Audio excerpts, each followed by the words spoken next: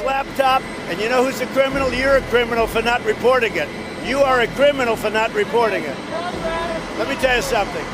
Joe Biden is a criminal, and he's been a criminal for a long time. And you're a criminal in the media for not reporting. The campaign is accusing Twitter and Facebook of censorship after the social media companies blocked the spread of an unverified story about former Vice President Joe Biden's son and a laptop allegedly full of his old emails. It's a story raising concerns about whether it's real or just designed to sow confusion in the final weeks of the election.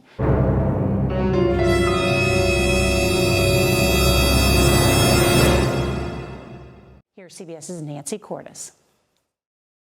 Experts say it has all the hallmarks of information laundering and all the headaches of 2016. I have nothing to say about WikiLeaks.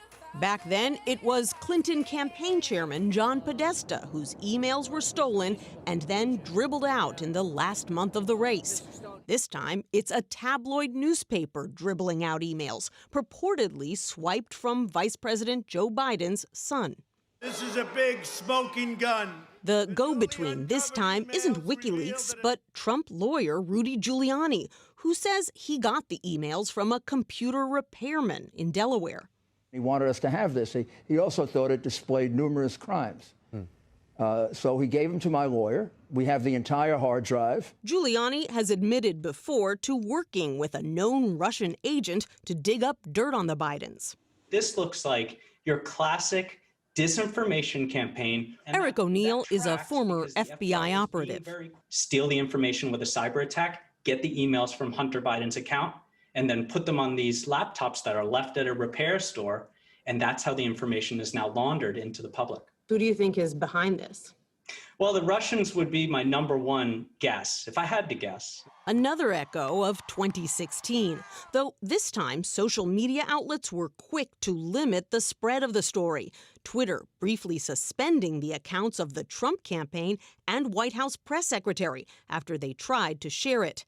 The campaign threatened to sue as allies on Capitol Hill cried censorship. The Senate Judiciary Committee wants to know what the hell is going on. Then and now, the goal of these incidents appears to be the same: to cast a cloud over the frontrunner in the closing weeks of the campaign using a drip, drip, drip of emails that create the air of scandal, even though Republican-led congressional investigations have never uncovered any evidence of wrongdoing by Vice President. Oh my God, those liars! Oh my God. I wonder if these former CIA and FBI officials are going to get their security clearances revoked because they still have them. And I wonder if they're going to be in orange jumpsuits for colluding, especially the FBI. I mean, that was pretty amazing yesterday, all the info that came out from Twitter. And Elon said that there could be a 2.0 dump today, so we'll have to wait and see. But these bastards, man. Trump was right all along. We were all right all along. And we were called conspiracy theorists, so I wasn't going to cover this, but I don't know. I felt like so there's some vindication, but in my opinion, I do not think that anybody's going to be held accountable. The FBI, the DNC, even though James Woods is he's going to sue the DNC. Hopefully, that's what he said last night. But we'll see what happens. I don't have much hope that anybody's going to be held accountable for this collusion with Twitter, and who knows if they were colluding with Facebook and YouTube and other platforms. So anyway, enjoy this flashback.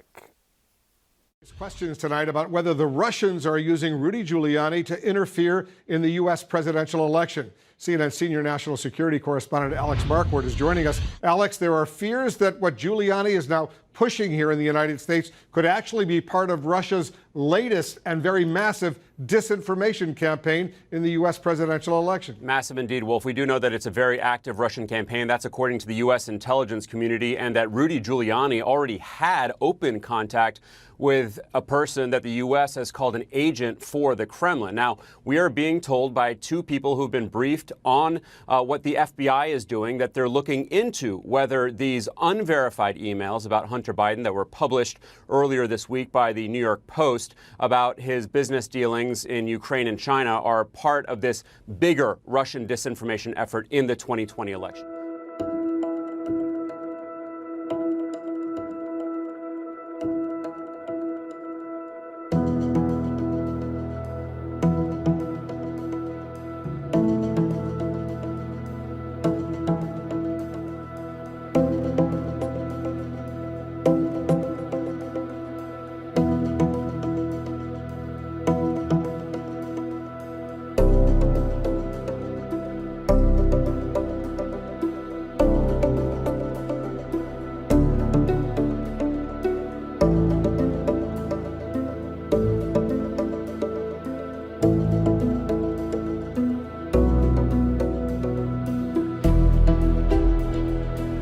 Read his laptop, and you know who's a criminal? You're a criminal for not reporting it.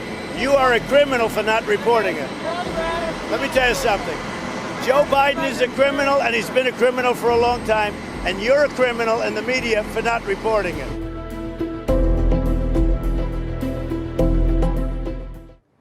Have you noticed that as everything around you seems to decline, one thing still grows? It is the power of your rulers. None of their plans and directives have solved your problems or made your life better. The only result has been their increased control over you at the cost of your freedom. Do you know why? You gave them the power.